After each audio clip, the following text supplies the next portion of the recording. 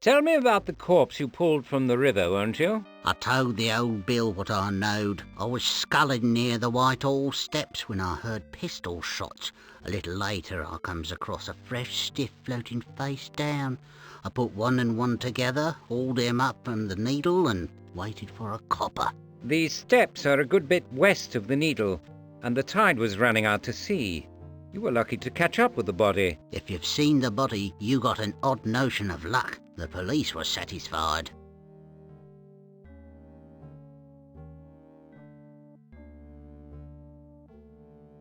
Have you done army service, Needham? I wouldn't say no to the Queen's shilling, but I never fancied work on land. The Navy, then? You were a sailor? Never. Bunch of ponces in uniform, couldn't navigate a drainage ditch. Seen 'em struggle in the Deptford Reach, just running with the tide. Forget the fable you told the police. I think you witnessed a crime on the embankment. I saw naught. Nonsense. You were close by. With no experience of small arms, you identified pistol shots. Whitehall is too distant to hear distinctly, even over water, and from there you'd never catch up to a body moving on the tide. That's just talk. You know what they say, talk is cheap. It depends on the subject and the speaker. The police might find my argument pure gold. Tin more like, or I don't know, PC Roach and Inspector Lestrade. You have a point.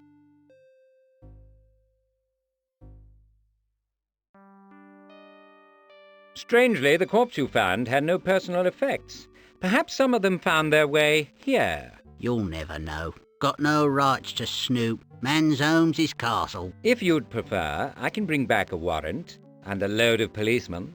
No need for that. I'm guilty of nothing. I didn't shoot the bloke. I kept him from going to sea. And took a souvenir from the body, Mr. Needham? A remembrance of your good deed? Go ahead. See what you can find. Nothing worth sixpence, or I'm related to the Queen.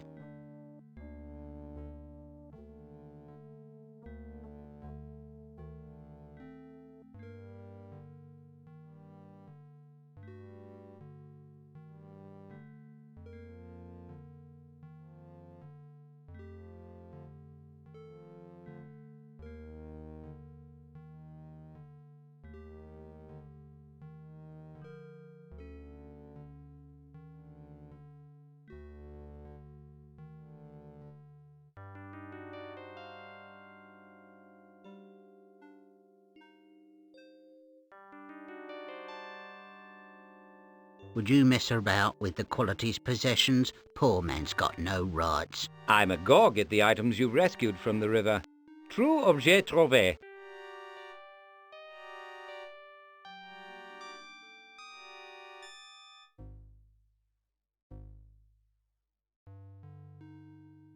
It's soaked through, Holmes. No good for use or ornament, and it will drench your pockets. I suppose I can live without it.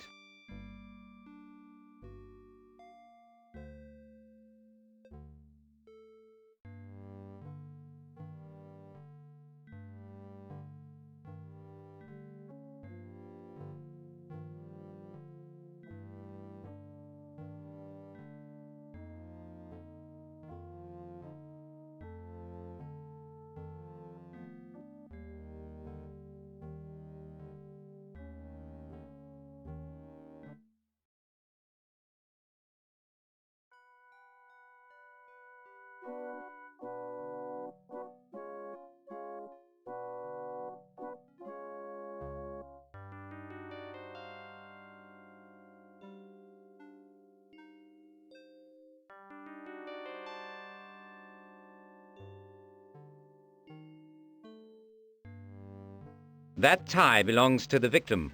What else of his personal property did you steal? A wallet, perhaps? What's he care about a useless garment or anything from this world? He's left it. You can't steal from a dead man. No use for money, can't spend it, wouldn't miss it. Were you a barrister in a previous life, or a philosopher? Maybe you learned that litany from Gaffer Hexam. Don't split hairs with me. Produce what you lifted, or face incarceration. Search the place, toss it, do your worst, you'll find naught else.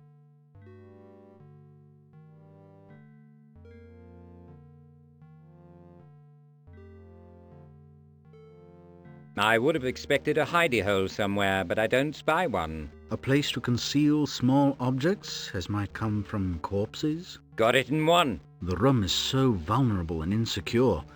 He may fear leaving anything valuable behind, even hidden away.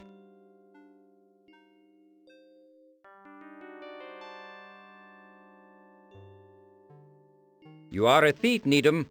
British justice takes a dim view of robbing the dead. Get stuffed! I found them items. If you compel me, I'll have you stripped and searched.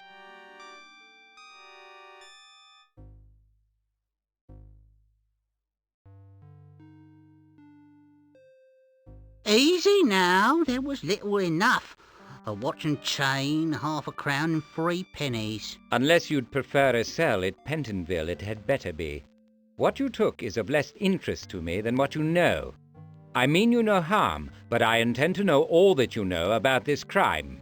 How do I know you'll play straight with me? You have my word. A sign of good faith would be more convincing.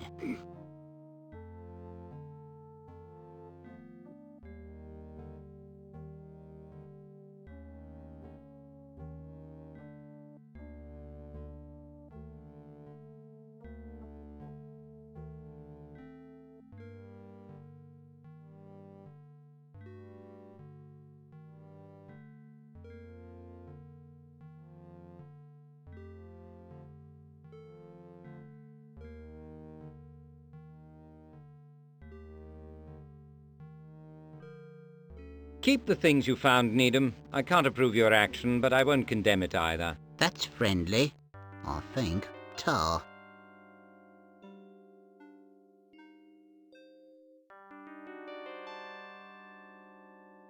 I'd like you to return with us to the embankment. Will you do that? I've given up everything I have. I think not. I want to hear exactly what you witnessed, at the Needle, in situ. Maybe I'll do better with the coppers. You may think so. I couldn't comment. I promise to be fair. If there's no other way, I'll go.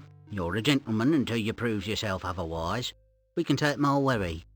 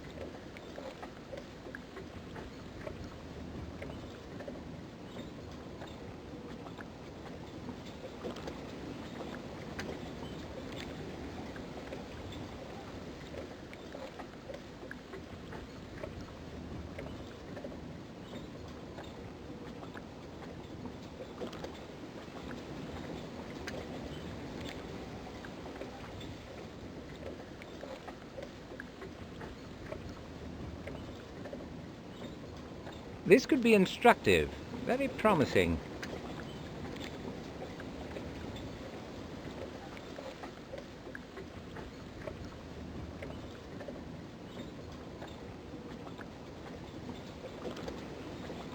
A mass-produced button is less informative than its custom-made predecessor, but it might mean something to Stitch Rumsey. You'll wear out your welcome with him. You don't even know the provenance of that piece.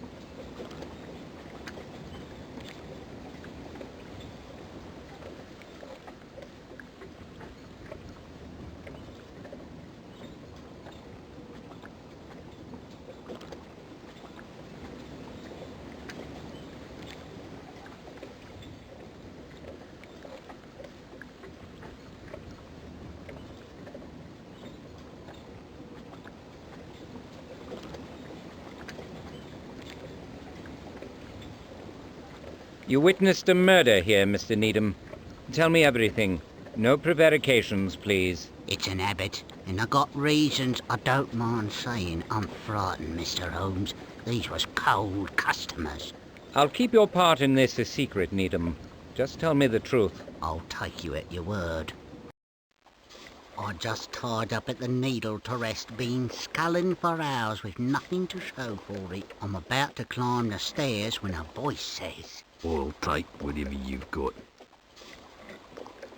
Oh, I thinks. There's something dodgy, a robbery maybe, but right away a different voice says, I might have £1 in my wallet, I'll look. Well, I thinks that's all right then, and I'm about to show myself when the second voice says,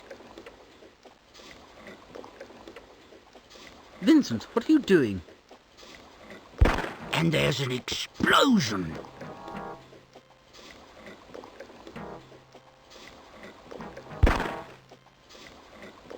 And then another. My head's ringing. A body tumbles into the river. I'm shaking.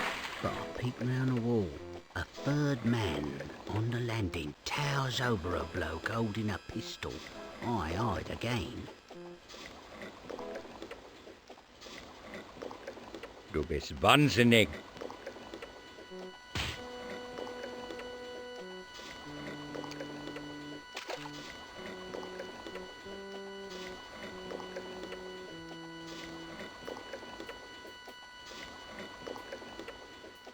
There's a few hard words, a slap, a scrape and a splash.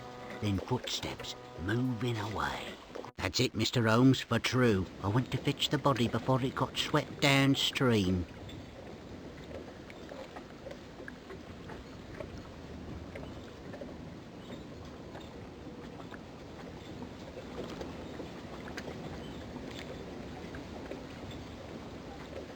Tell me about the argument after the shots. What exactly did you hear? A strange voice says something odd like dubious fancy, and then a sound like clapping hands, a clank and a scraping sound, quick like, and a splash in the water opposite the bow of my wherry, then footsteps moving away.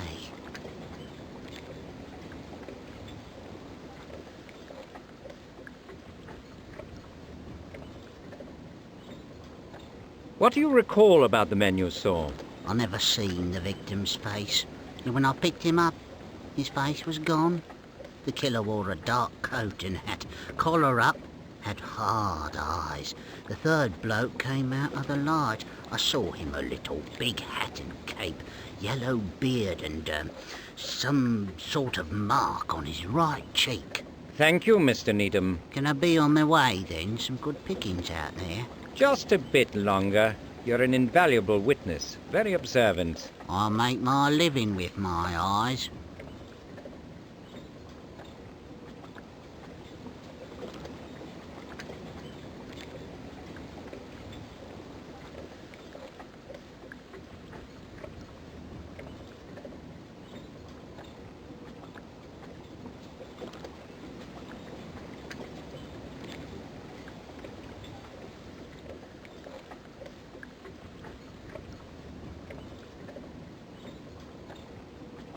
Could you find the object that made the splash, Mr. Needham?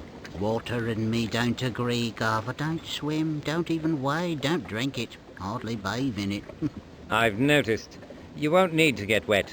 I want your guidance. Just tell me where you heard the splash. How bad did you need it? A guinea's worth? It's as good as found. If you got the means, I got the will.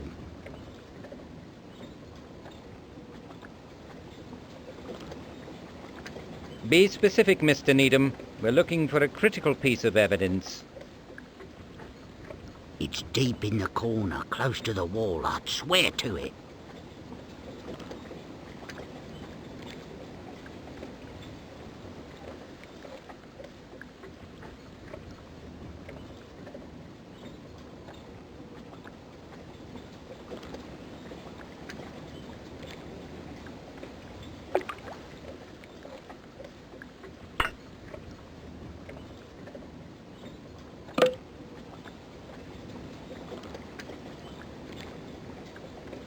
Good job, Needham. Your eye is incomparable. Nasty things, wet, Mr. Holmes, but dangerous for all that, I'll wager.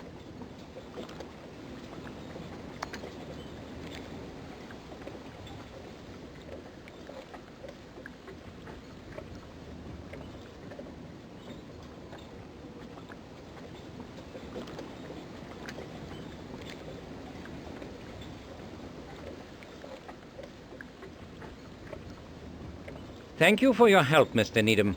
I hope we have no need to trouble you further.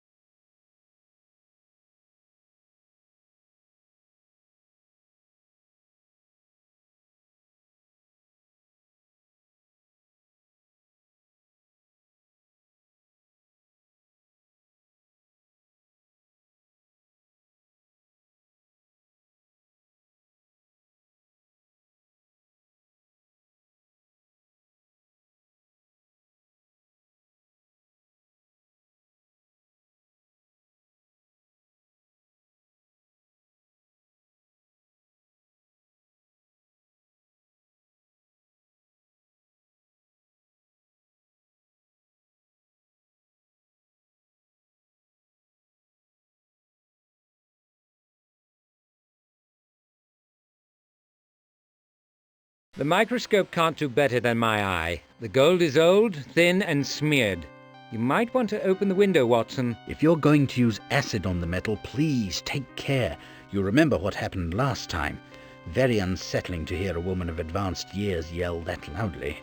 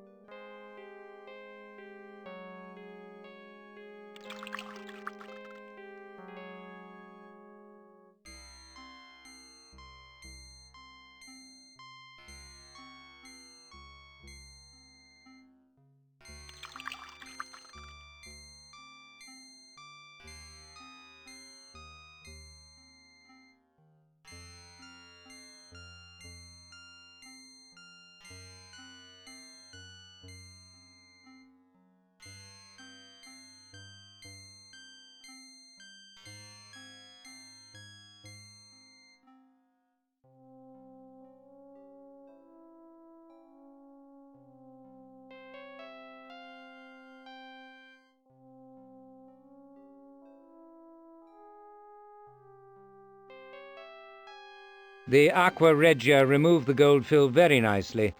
The engraving is visible. The inscription reads, "To commemorate your majority, 23676. If our victim was a Cambridge man, he probably entered in 74.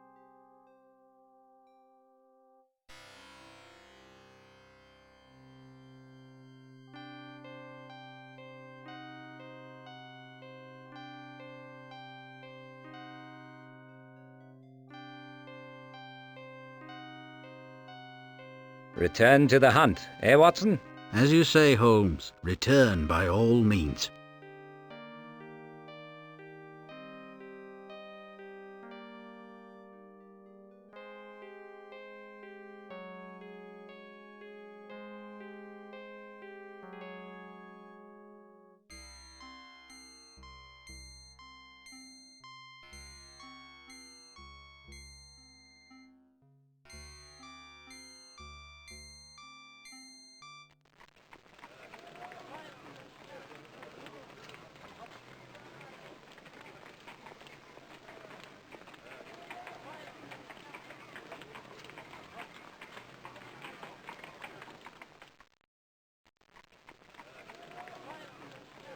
My compliments, Mr. Rigby. The early bird gets the worm, what? News don't wait on a slugger-bed, Mr. Holmes. I'm sorry about your brother's misfortune. Government can't afford the loss. What are his prospects, sir, if I might ask? His condition is guarded. Your concern is appreciated. Well, the best of British luck to him. And pardon a banner, I'm obliged to display it. You must make your living, Jonas, as must we all.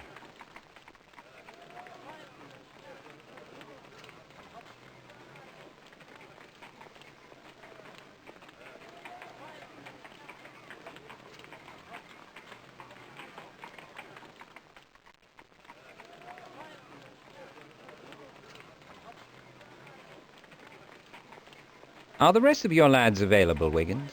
They're on holiday at the workhouse. If you've got a job, I'm for it. On the usual terms, of course.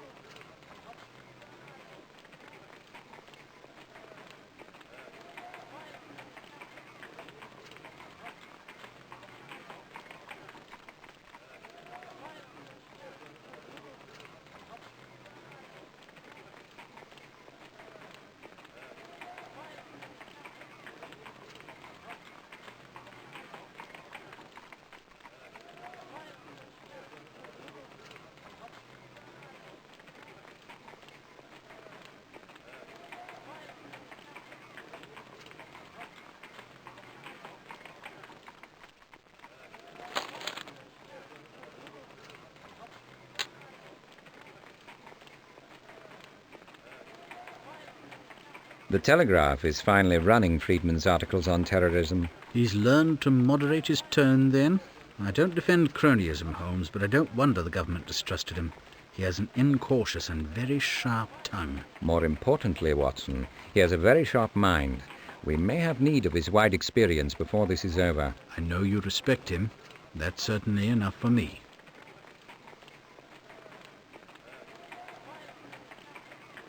Are the rest of your lads available, Wiggins? They're on holiday at the workhouse. If you've got a job, I'm for it. On the usual terms, of course.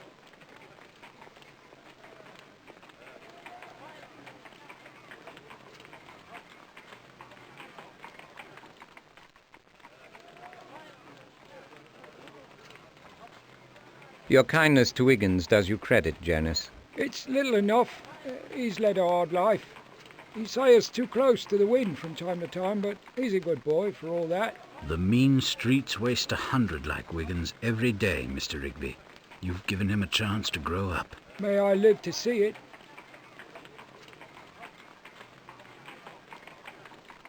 Any dubious goings-on in the vicinity, Mr. Rigby?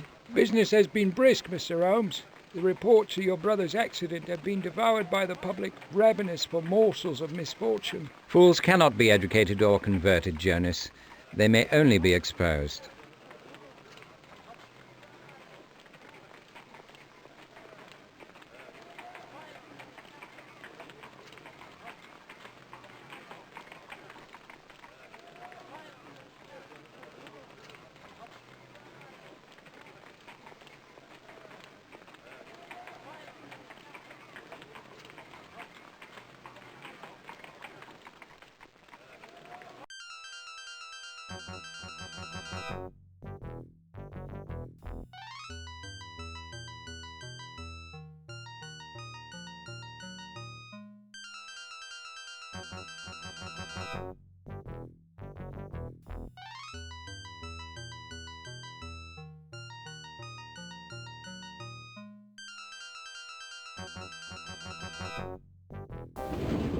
Fleming's been quarter at Magdalen since King Charles lost his head. Marvellous character. Remembers everything. And he's eager to tell it all for a pint or two. Was Magdalen your college then? No, my chemistry tutor was a fellow there. I visited his rooms one term. I've never been clear on your university days. Where did you study when you came up? I need to rest, Watson. Wake me when we arrive, will you? Sleeping? That's fine. Wonderful. What about our other inquiries? Any ideas? You think Mycroft is still in danger? Are we?